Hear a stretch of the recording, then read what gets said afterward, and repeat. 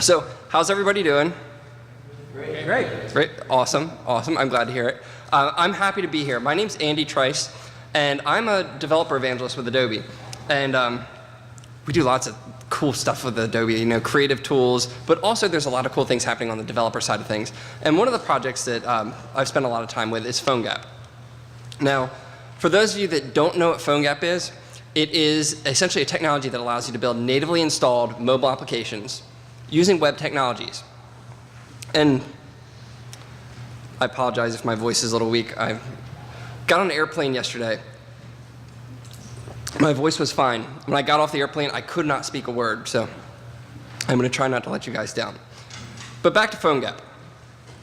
It's essentially mobile apps written in HTML, CSS, and JavaScript. If you're already web developers, you already have all the skills that you need to build applications that can be deployed to the standard application ecosystem. So you can deploy them to iOS, Android, Windows Phone, BlackBerry, Firefox OS, Ubuntu, basically all the platforms that are out there. One thing that all these platforms have in common is that they can all render HTML really well. I mean, raise your hand if you have a device in your pocket right now that cannot render HTML. Okay, there's no hands. That's exactly what I expect. Actually, if someone raised their hand and was like, my phone can't, I'd really like to know which decade that phone came from, because it's not current. But basically, how does PhoneGap work? You build your entire user interface with HTML, CSS, and JavaScript. So the default configuration is that you have a web view. It's 100% width, 100% height. It takes up all of your application's user interface. And every part of that application, whether it's navigational components, whether it's transition like view containers sliding left to right or back and forth, or if it's just pure content, every single bit of that is rendered with HTML, CSS, and JavaScript. I mean, think of it the same way that you think of a browser-based app. If you're running in the system, actually web browser, it's all of your application is in that HTML, CSS, and JavaScript inside of the web container. But the advantage of PhoneGap over a standard just web browser is that it gives you access to lower level APIs.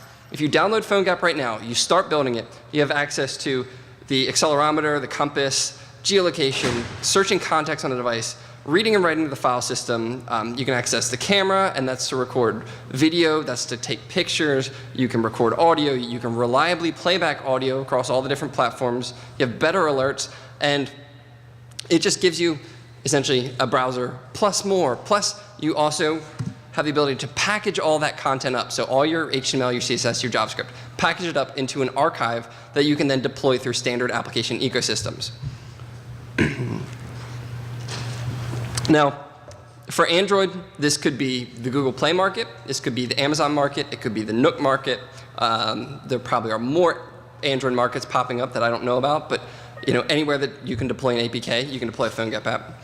For iOS, it's obviously going to be iTunes Store, the App Store. If it's going to be for Windows Phone, you have Windows Phone Marketplace, BlackBerry App World, Firefox Marketplace. Basically, everywhere that has a marketplace where you upload your app binaries, and it's going to be in the format that those platforms are expecting. So for iOS, it's an IPA file, Android APK, BlackBerry, I think last time I tried something it was a .bar file. And so forth. It's exactly what these different endpoints are expecting. So how many people have tried to build an application that's like on lots of different platforms? Okay, just 2 hands, 3 hands, 4 hands. There's a lot of challenges involved with building an application that targets lots of platforms. In much the same way that when you're building a web experience, you want it to absolutely run everywhere. Luckily for the web, you can use just your HTML, your CSS, and your JavaScript, which is able to render everywhere, to leverage this capability of ubiquity. Now, when we compare PhoneGap to a web application and a hybrid application, PhoneGap to a web application and a native application, it sits essentially in the middle. I normally have a screen behind me and I can point to them, so bear with me here and I'll try and point it out. On the far side, we've got the web app. And this is where I mentioned the ubiquity, where it's HTML, CSS, JavaScript. It runs everywhere, but it's a very limited sandbox. You're limited to the APIs that are only exposed by the browsers. And if you're targeting lots of browsers, lots of different devices, you really have a smaller subset of capability than you have if you're targeting like one platform. But it's a common denominator. It runs everywhere, and it's really easy to find people that know HTML, CSS, and JavaScript. You're not going to have the same performance that you have at runtime as a native app. So if you're doing like a 3D engine on a mobile device, you probably want to go native. Unless WebGL gets adopted by all of them, then I say go WebGL with all of them. But that I don't think is happening in the near term. But then on the opposite end of the spectrum, we have a native app. Where native app, like I said, is going to have the fastest runtime performance. It's going to have access to all the low-level APIs. It's an unrestricted sandbox. Yeah, in some ecosystems you have an approval process, but you have that no matter what. And it's because you have the native API, each platform that you're trying to target has a separate code base. Well, with PhoneGap, you're sitting in the middle. You are using the ubiquity of the web and ubiquity of HTML, CSS, and JavaScript to build an application with the same code base that can be deployed across lots of different platforms, and it can access those underlying operating system fundamentals and access the different ecosystems, so the app stores that you're using to distribute your content. And essentially, so that's where PhoneGap sits in that hybrid category in between a web app and a native app. I already asked this question. Who's tried to build for lots of platforms? It can be really challenging. Because not only if you're doing native on multiple platforms, you have a separate code base. So, that means different languages, whether it's Objective-C or Java, or if you're doing Windows, it could be C#, whatever language your app's written in. If you, or with each one of those, you need essentially a separate repository, like a Git repository, a code tracking system, plus a bug tracker, because they're all essentially independent units. And each one of those needs different skills to support it. With PhoneGap, you need those core web development skills to be able to create an interactive experience with HTML, CSS, and JavaScript, and it's one code base. It simplifies deployment, and actually there was a study by, I believe it was Forrester, that a cross-platform solution with PhoneGap, or not necessarily PhoneGap, a cross-platform hybrid solution is between 150 to 210% less costly than a native solution targeting multiple platforms. And that's because of the added cost of maintenance of multiple code bases. You have multiple bug tracking systems. You have multiple developer skills required to support all these different platforms. And all these platforms that I'm talking about are right up here. I actually think I need to update this slide because it doesn't have everything. But you can, with PhoneGap, deploy to iOS. Downloaded right now, you can deploy to iOS, Android, Windows Phone, BlackBerry, Samsung Bada, Symbian, HP WebOS. I believe that there is limited Tizen support in there, the Windows 8, and there's also available distributions for Firefox OS, and development is coming to support Ubuntu, their mobile OS. So you can target all these platforms specifically with HTML, CSS, and JavaScript. So let's actually, now that we've talked about what PhoneGap is, let's actually go through building your first PhoneGap application. Can you talk a little bit about the stage where the BlackBerry 10 build process is for PhoneGap build? So I think it's okay locally, right? But I think there's still some outstanding issues with PhoneGap build and BlackBerry 10. To tell you the truth, so the question was specifically about PhoneGap build and BlackBerry 10. To tell you the truth, I'm not sure off the top of my head. I will mention PhoneGap build, but I personally don't spend a lot of time with the BlackBerry stuff, so honestly, I'm not the right person to answer that for you. Yeah, the devices I have access to right now are iOS, Android, and Windows Phone, which of course I left at home. Not on purpose. But anyway, so let's talk about building a PhoneGap application. So the first thing that we want to do is go to PhoneGap.com, download PhoneGap, and PhoneGap has a command line API that leverages Node.js, so you can do everything for deployment development purely from the command line. So jump over here to a terminal, make sure I'm in the right directory. I've got an empty folder, and what I'm going to do is create a PhoneGap application right now. So we'll just type PhoneGap, and you can see what all the options are for command line. You can see the different platforms that are supported. And this right now, I have installed PhoneGap 3.0. There is 3.1 available, but all my demo stuff is tested on 3.0, so I haven't upgraded yet. But you can see all the platforms that are supported, and you can see what all the different commands are if you want to see, get help or see what the different commands are.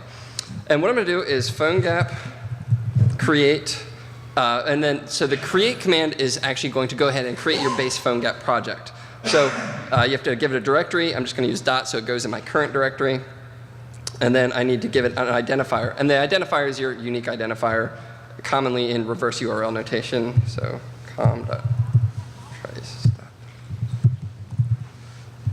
And then we need to give it a name. So I'm just going to call it my app. And this is essentially all you have to do to create a PhoneGap app. And it's going to run a batch script. And if I jump over to the file system, we can now see that in this directory, okay, apparently I thought I disabled it. In here, we have 4 directories that have been created. There's a www directory, and this is where all my HTML, CSS, and JavaScript is going to live. We have a plugins directory, which is where any plugins are going to live. And by default, when you create a PhoneGap project, none of the actual core features from the tools have been added to your project. You have to manually add those in order to be able to take advantage of each one of the capabilities. And the reason that this happens is how many people have ever installed an app from the App Store and it's asking for permission for like every feature that the API supports, yet it uses none of them? Nobody? Really? Okay, I see heads nodding. You need to include each one of these specific features, and then it will be added in the permissions for the application. So by default, PhoneGap originally asked for everything, but even if people didn't use it.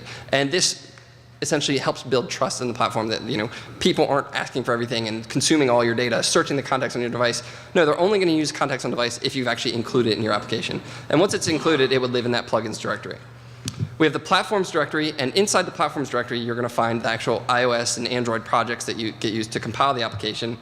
And there's the merges directory. And the merges directory, inside here, you can put files in there that will be conditional based upon whichever platform you're targeting. So you can create an iOS folder in there, an Android folder, and the files that are in there will be overwritten, so you can have essentially the same code base. And a great use case for this is you have CSS styles that might be different for Android or iOS or Windows Phone. So you can put those in the merges folder. They'll be included at compilation time. And then the output, when it goes to the device, will have it whatever's targeting whichever platform that you're targeting. So now that we've created the project, what do we do with it?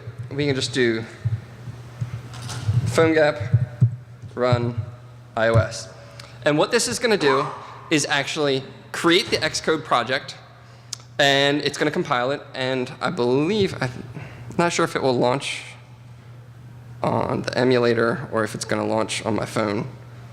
Hopefully on my phone. Okay, now it's actually going to go onto the emulator for this one because my phone was locked at the time. And so all I had to do to create a PhoneGap project, to get it on my phone, was run those 2 commands, the create command and then PhoneGap run iOS. And while that's actually installing on the emulator, let's just see. Okay, no, it actually is here.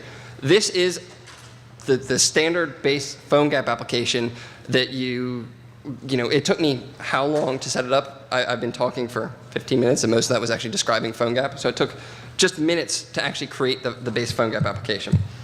And when we go over to the platforms directory, you'll see we now have an iOS directory. And inside here is all the actual resources that are required for that iOS build. Now, I'm doing everything with the local tooling. If let's say I didn't have Xcode installed, or if I was working on a Windows machine, or if I'm targeting Android and I don't have Android installed, it's going to kick out to PhoneGap build. Now, PhoneGap build is a cloud-based service from Adobe, and the best way to think of it is a compiler in the clouds. So it pushes your code up, it compiles it to the platform-specific binaries, and then it pulls them back down for you and allows you to deploy it on your device. You can leverage PhoneGap build simply by going through the web interface, pointing at a Git repository, and having it pull the code automatically. You can upload a zip file to it, or you can use a command line API, which basically just zips it up, packages it, sends it up for you, and gives you kind of the seamless development process. So I'm back here on the emulator. I'm going to go ahead and kill this.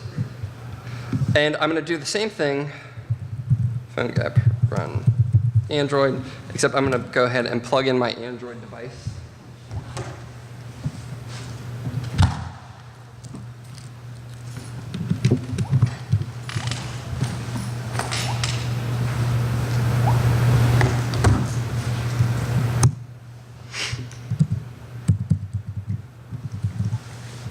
And you'll see in a moment that the app should launch.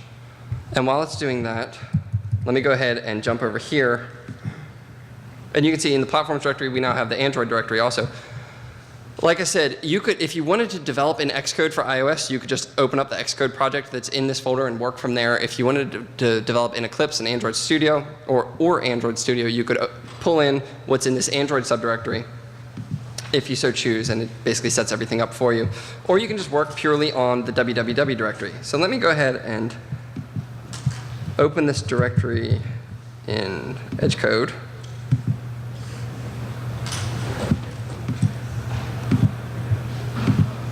So that we can take a look of what's actually in here.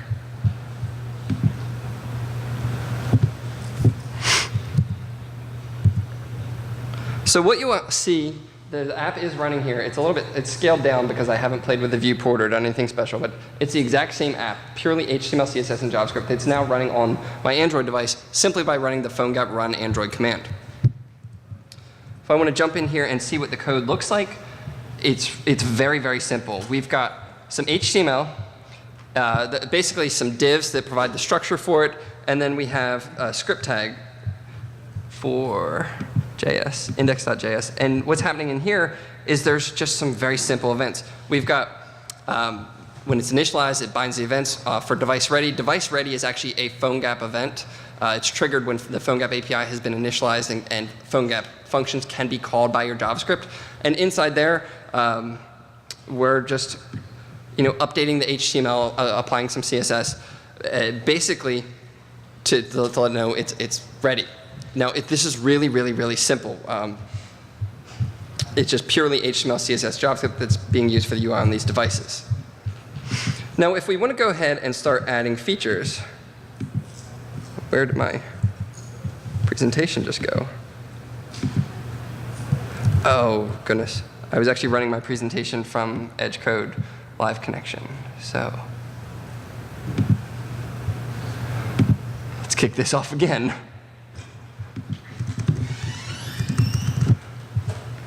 So that's the command line API in a nutshell.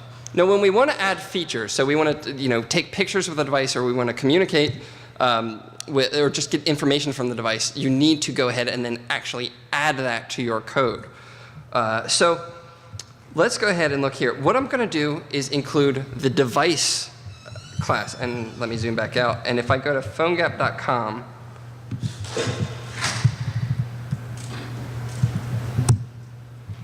sorry, getting started, guys. On the left-hand side here, we can see the API reference. We have accelerometer, camera, capture, compass. And the class that I'm looking at right now is for device. So when we want to go ahead and actually add that to our project to take advantage of it, all that we have to do is run one command on the command line. And what I'm going to do is, so it's PhoneGap local plugin add, and then a URL to the Git repository from the Cordova repo from PhoneGap source. So once I actually do that, what that's telling it to do is the PhoneGap binary to update the local plugins and pull down this resource. It pulls it down, it puts it into the project structure, and then once that's happened, we now see on the command line successfully added plugin. We can start taking advantage of features from the device API. So I've already got an example here, and I just have to switch back and forth real quick.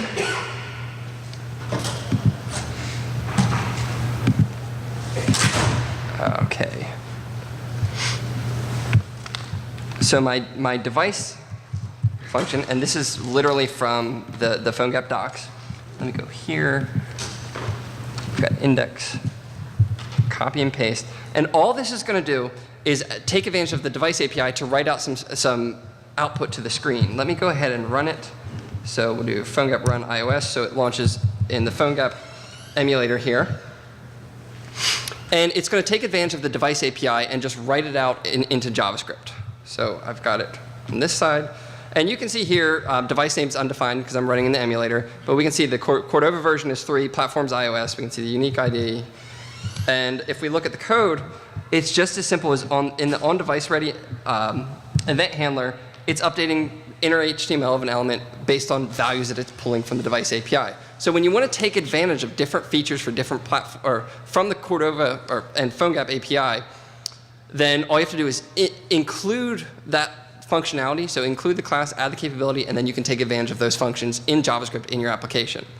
Now, really similar, let me jump back to my previous example and copy some code for accessing the camera. Go ahead and paste it here. And of course, it closed on me again. Let me jump back again.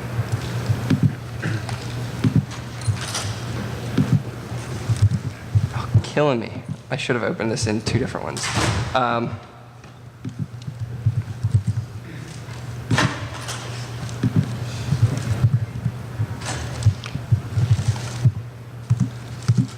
So as another example, let's go ahead and add the camera to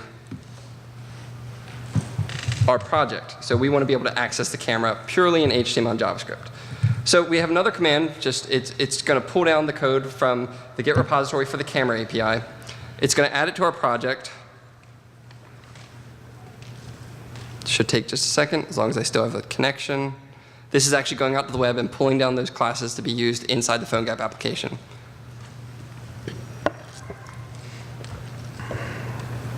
And of course, we're at the mercy of the network,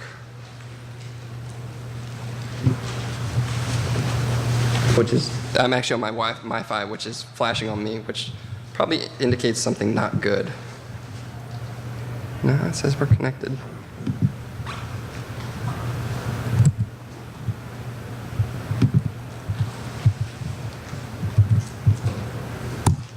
Oh, whoops.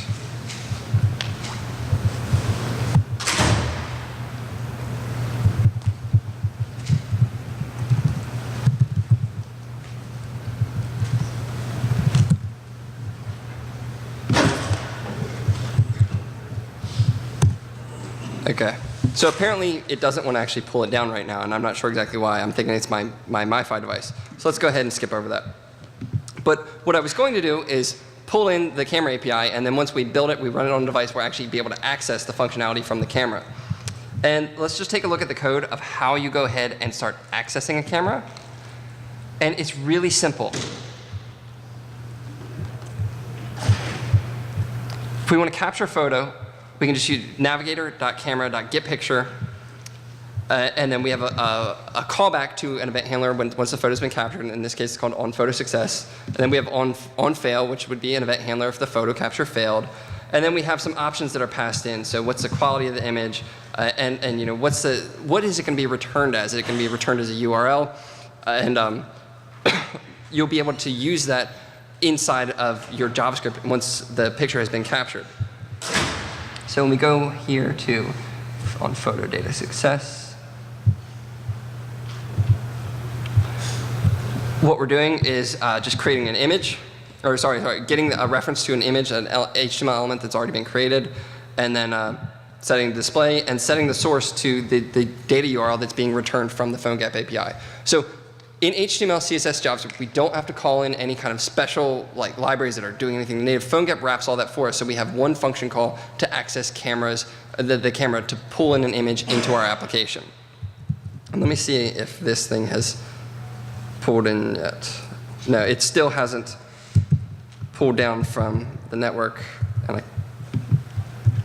can't seem to even kill it at the moment, so I'm not sure what's happening with that. So let's just move on.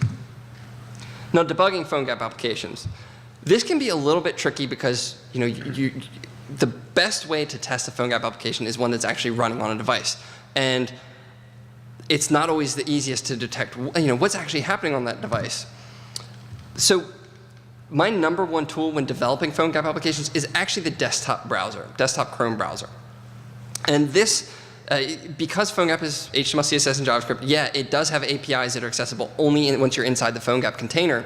But the majority of your application can actually be built using the desktop browser, and this is a very productive development cycle. I can make changes to a file, I preview in the desktop browser, I can have interactivity, I can pull data from servers, and let me just go ahead and zoom in here. You can see this command right here at the bottom. This is particular to OS X, but you can launch Chrome with arguments that allow access from files and disable web security. And when you do that, you can do cross-domain requests. You can call it to any server, you can pull in data, and you can essentially mimic the behavior of how it's going to operate inside of a PhoneGap application. Develop your app, create your interactivity, create your UI. And the Chrome developer tools, which if there's any sessions on Chrome developer tools or web developer tools in general, whether it's on Firefox or Safari or Internet Explorer, these are immensely helpful if you've never used them before. It allows you to traverse the DOM, so you can actually go in and see the HTML structure for the entire page. It's not just view source. You're actually going in to view the page structure. You can see that when you hover over items, they get selected. We can go in, and if we wanted to change attributes of the HTML, edit attributes, you want to change CSS styles, you want to toggle CSS styles, you want to set breakpoints in JavaScript, you want to do memory introspection, so you want to see what's happening inside the memory of whatever's being executed. You can do all of that inside the desktop browser, and as I mentioned, this is a very, very, very productive environment. You have rapid development, rapid turnaround. You're not pushing to a device every time you want to test something. That is until you actually want to test functionality that's on a device.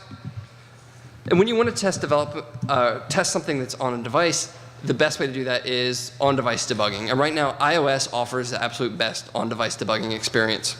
It leverages Safari, which, let me jump over here to the simulator and also launch Safari. Actually, let me go ahead and plug my iPhone back in. And I'm going to show you how to debug an app that's actually running on a phone.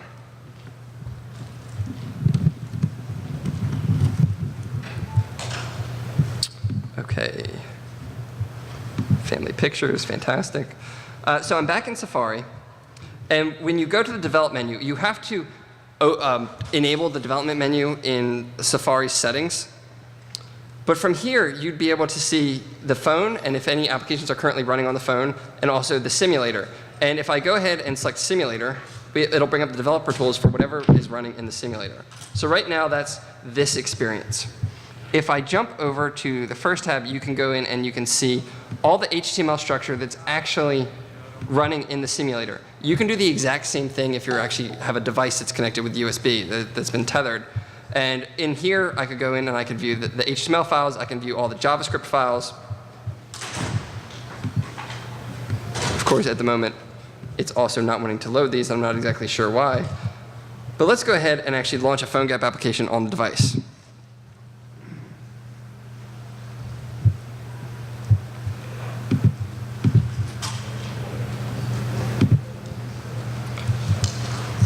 So what I'm going to do now is actually show you an app that I've got running on my iPhone. And this is a simple PhoneGap app. It's a Halloween sound effects app. And Halloween's coming. It's a great app to scare your kids. It's entirely why I wrote it.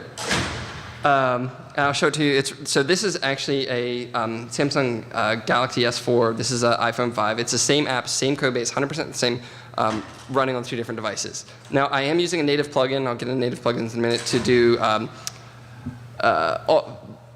polyphonic audio, so I can have multiple audio files playing at the same time. But it allows you to do basically just sound effects, exactly like I expect.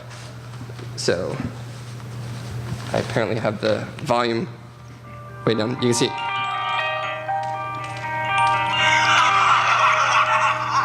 So it's sound effects. Nothing that exciting, but it's actually really fun to scare kids with it. Like, imagine hooking that up to really loud speakers and you do the scream. Yeah, kids get scared. It's awesome. What's that? Yeah, so it's on Android right here. So that one's Android. So it's available on Android and iOS. It is in the App Store for both of them. And what I've done is I've used Safari to go ahead and connect to the web developer tools running on the iOS device. And what's really cool about this is when I mouse over content inside the web developer tools in Safari, you can actually see it being selected on the device. So if I go to different HTML elements, then I can actually see what's being selected. I can see all the CSS styles that have been applied. I can actually go, apparently I don't have anything in the console like debug statements. But what I can also do is jump down to the different scripts. And if I go to index.js,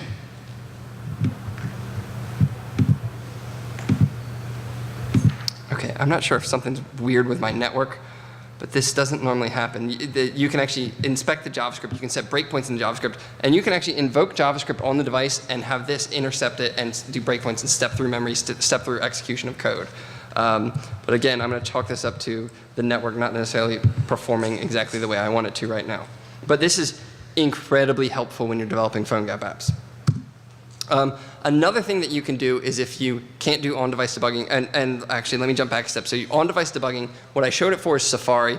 Right now, Safari and iOS is the only platform that supports this. I know that Android has on-device debugging for the Chrome browser, but the web view that's being used to render PhoneGap applications is the system web view. And until Android switches over the default web view of the platform to one that's based on Chrome or Blink, unfortunately, that's not going to be available to us. But if you know people at Google, encourage them to do this because it's going to make development for Android so much easier. But I digress. So I showed on-device debugging for iOS. If you want to debug on-device for other platforms, you can use debug.phonegap.com, which is based on Winery. Winery is an open source project. Winery stands for Web Inspector Remote. And what it allows you to do is essentially use a server as a proxy communicating between the app that's running on your computer the app that's running on your phone and the debugging tools on your computer. And it looks a lot like the Chrome developer tools where you can, and it behaves much the same way. You can inspect CSS, you can inspect HTML DOM, you can see console log statements, but you won't be able to do JavaScript interceptions. You won't be able to intercept it and step through code, and you won't be able to see what's in memory inside of JavaScript execution. It's just console and then HTML and CSS, but that can still be really useful when you're debugging different application experiences. What's also incredibly, incredibly helpful when you're debugging PhoneGap applications is console.log. I mean, that is one of the easiest things, especially when you're targeting lots of platforms that don't have a lot of robust HTML development tools for doing like an on-device and a desktop. A desktop equivalent to pair it for your development is anything that's written out from the console. You can generally grab either if you're doing debug.phonegap.com, it comes across there. If you're connected, like tethered, I know for iOS and Android, because I do these both often, tethered via USB, anything that's written onto console.log, you can pull it off the logs coming off the device. If you are with, if you're with Android and you're launch Eclipse, you can use logcat to view all the log of everything that's coming off the device, and anything you write with a console.log statement will come across there. Same thing if you're running it from Xcode, you do a console.log, it's going to come across in the Xcode log. So it feels like jumping back to old school debugging with alert messages from 10 years ago, which I'm sure many of us have done. But until all the different platforms get the same level of parity for a debugging experience that the remote connection to the device, until they have that's kind of what you're left with. And things like debug.phonegap.com and Winery really help, but it's not something that is supported on every single platform. So with that, one really common question that I get is, what does a PhoneGap application look like? And the truth of the matter is they can really look like anything. Who thinks it's hard to skin something in CSS? Okay, I'm sorry, the way I said that, no one would raise their hand anyway. But with HTML and CSS, it's really easy to create like really customized, highly creative, highly immersive visual experiences. And it doesn't take an extreme degree of complexity. I mean, we have HTML, which the markup creates the actual structure of the document, structure of whatever is being used in the page. Then we have CSS, which controls, essentially how that looks, how it's formatted, what are the colors, what's the positioning, what's the behavior, does it scroll, does it not scroll, is it fixed position, absolute position. But anyway, it can be really easy to create custom experiences that don't feel just like text on a page, like a web page, but they feel like apps. This is a screenshot from an app from the BBC from their Olympic coverage, Summer Olympics. I guess it was last year. Unfortunately, I don't have this one on my devices because it was only available in the UK and I wasn't in the UK. But they use this for all of their coverage for live events related to the Olympics. They had videos, had live news updates, had photos, and it's a great looking app, and it was the primary mobile endpoint for all of their Olympic coverage. Here's another game. This one's iOS only. This one's called Zombie Zombie. It's actually a very popular turn-based card game for iOS. If anyone understands these types of games, please explain it to me because I tried and I really didn't. But the point of it is it looks nothing like just a quote-unquote web page. It doesn't just look like text on a page. It's a great-looking app. It's very immersive. It's very colorful characters, things moving around all over the place, and it's a good experience. Another one. Who drinks beer? Okay, I know there should be more hands than that. Come on. This is an app. It's been a really successful PhoneGap application. Here, let me just jump over and show you this one. And I'll launch it on both iOS and Android.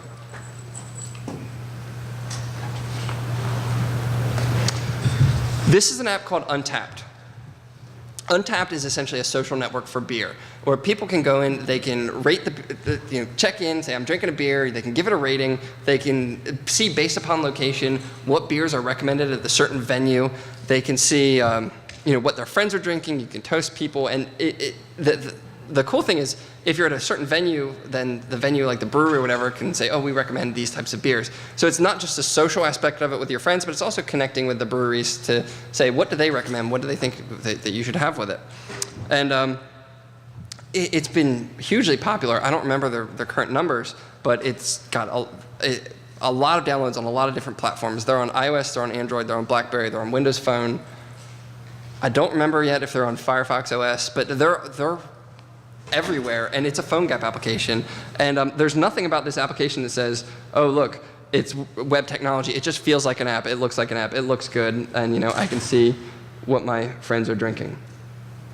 Okay, there, it just updated. So I can see that Greg Avola, who's one of the founders of Untapped, is currently drinking Money IPA. I don't think he's here, but if anyone knows him, say, hey, I saw on stage that you were drinking the Money IPA. So that is Untapped. Let me see, do I have any other apps in here? Okay, let's jump back to this. And let's look at a couple other PhoneGap applications. So here's a good looking one. This is actually a word game called Scrambled. And this is available, I think it's iOS only. But basically, you need to unscramble the words to create or unscramble letters to create a word. It's got nice transitions. Of course, I just made it much harder.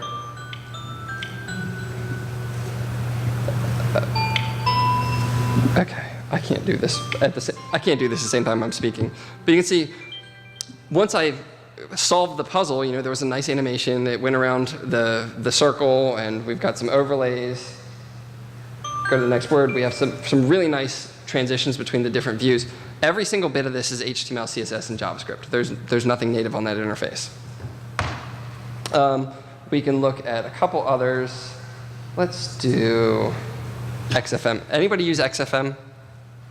Music streaming service? Okay, their app is a PhoneGap application. And should load any second now.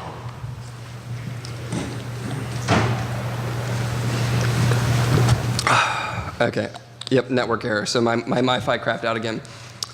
So basically, it's a music streaming service like internet radio. Same concept as like Pandora, Spotify, if any of you use those. And it is a PhoneGap application. Yeah, question? Can you mention development environment, please? Yeah, development environment.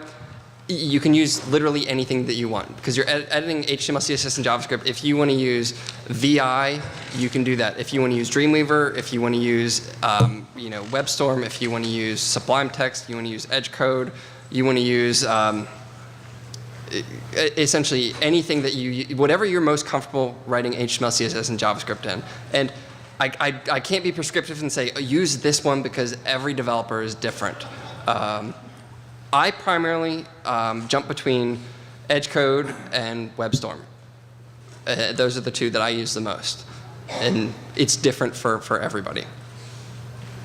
But like if you're using, if you want to use Xcode and use the HTML editor in Xcode, then by all means you can absolutely do that.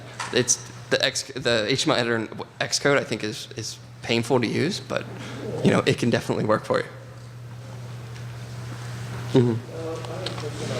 It sounds like a very good thing to do. Write the code once and use on different devices. Mm-hmm. There's still a lot of resistance, even in our company. I've been pushing for this, but people say it's slow, we're not our own APIs.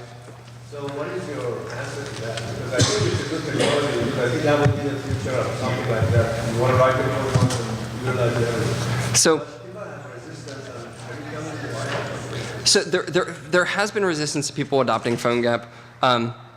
And a lot of that resistance has actually been, in my opinion, based upon legacy stuff, so legacy code, legacy frameworks, and people trying to develop content, not necessarily with the thought of an app, but trying to develop like web pages and requesting full pages, fully rendered pages from a server. And does anybody use jQuery Mobile in here?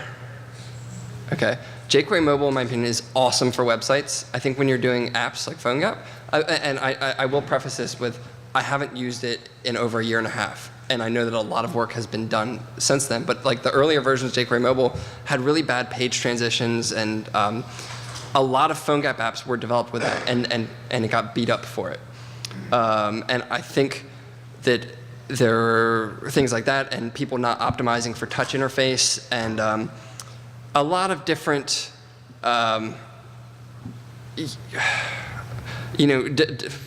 not following best practices when developing something targeting a touch-based mobile device. And for that, people's like, oh, it's slow. But there's a lot of really fast, really successful PhoneGap applications that are out there. There's some that I'm not allowed to talk about, but if I could, you'd be like, oh my gosh, I can't believe that's a PhoneGap application. There's definitely some really popular ones that are out there. And so there's two ways that you can leverage PhoneGap to make it quote-unquote feel fast. One is that PhoneGap applications can also use what's called Cordova View, which Cordova View is actually the PhoneGap container that you can use inside of a native application. And when you do that, you can integrate that with a larger native experience. You can take advantage of native transitions to native view navigators or page structures, or have it as a smaller subset inside of a greater native application. The other thing that you can do is make sure that you're leveraging like just best practices for UI implementation. We have a project at Adobe called Topcoat. It's an open source project, which is the only UI framework. It's a CSS framework, but it's the only one that I know of that's actually has automated performance testing. So it's designed to be really fast, and using things that are basically efficient, that are known to execute fast, are going to be helpful as far as that's concerned. When we're talking about performance. Another thing that you can do, and I have a session tomorrow that's going to be more on architecture and details about actually building an application as opposed to an intro level. And in that, I'm going to be talking about some of the things that you can do, like touch optimization, where the mobile operating system by default, and actually in newer versions, let me take 2 steps back. A lot of the newer devices are also significantly faster at rendering HTML than previous generations of devices. So the S4 or the iPhone 5, when you have a really nice HTML experience, it's indistinguishable from a native experience. There's nothing that says, oh, this is HTML, it's clunky. It's a really great app experience. But I jumped back and I lost my train of thought. So I mentioned there's Topcoat, which is designed for performance, and there's also, sorry, you threw me for a loop there and I lost my train of thought. So let me just jump back to this and hopefully it comes back to me. So when you're building PhoneGap applications, I remember what it was now. So the other thing is the native operating systems in a lot of cases, introduce latency between when you actually touch it and dispatching a touch event to the web container. It's about 300 milliseconds. And a lot of people beat up PhoneGap apps saying they're slow because people are waiting for a click event instead of taking advantage of touch events. And just by taking advantage of touch events, you eliminate that 300 millisecond delay based on every action that you take. And that really goes a long way to making it feel a little bit better. But back to what I'm saying here, any library that you're currently using to build applications for the web, whether it's AngularJS or Backbone.js, jQuery Mobile, Sencha, or UI framework stuff like Topcoat, like Twitter Bootstrap, Kendo UI, if you're using any of those, you can reuse all of those existing skills, and in many cases reuse all of the exact same code inside of a PhoneGap application. And this is great just reuse of your efforts. If you have a mobile branding for your website and you want to take that mobile branding and carry it across your mobile applications, heck, you can use the same images, the same CSS. In many cases, you can use the same JavaScript that you're using to generate the UI. And so you can share a lot across different mobile properties, web and natively installed on the different devices. But the other thing that's really important to do, and this kind of goes along with your performance question, is make your apps actually feel like apps. Give it an app framework, give it navigation, something that is close to what a true app feels like on the platform. Navigation bars, button styles, not just text on a page. There's lots of open source frameworks and projects that assist you in your development practices, whether it's from a UI standpoint or an architectural standpoint. Topcoat is one that I mentioned earlier, and that's from Adobe. Twitter Bootstrap, great for responsive design, UI styling, buttons, widgets. IUI, that one's a little bit older. I don't know if it's still maintained, but that's styling to try and match different operating systems, mobile operating systems. There's jQuery Mobile. Like I said, sorry I beat up on it a little bit. In the earlier days, it was pretty rough, but the newer stuff is much better.